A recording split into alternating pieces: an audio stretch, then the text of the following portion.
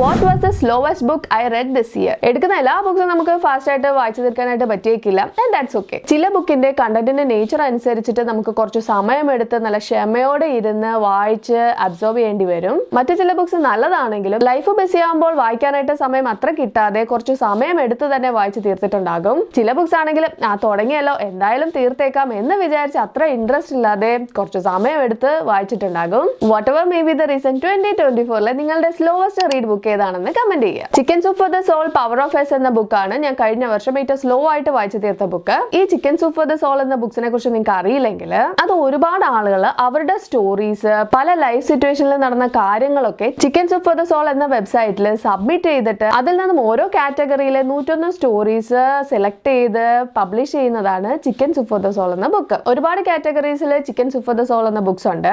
ഞാൻ വായിച്ച power of yes എന്ന ബുക്കിലും ചില സ്റ്റോറീസ് ഒക്കെ നല്ലതായിരുന്നു, ബട്ട് ഒരുപാട് സ്റ്റോറീസും ഒരു ഓക്കേഷ് ടൈപ്പിലാണ് ഉണ്ടായിരുന്നത്. സ്റ്റിൽ പല സ്ഥലത്തെ പല ആളുകളുടെ എക്സ്പീരിയൻസസ് ഒക്കെ വായിച്ചറിയാനായിട്ട് എനിക്ക് കുറച്ച് ഇൻട്രസ്റ്റ് ഉണ്ടായിരുന്നു. അതുകൊണ്ട് ഓരോ ദിവസവും 1-2 സ്റ്റോറി വെച്ചിട്ടാണ് ഞാൻ വായിച്ചിരുന്നത്. അതാണ് ഞാൻ കുറച്ച് സമയം എടുത്ത് വായിച്ചു തീർത്തത്.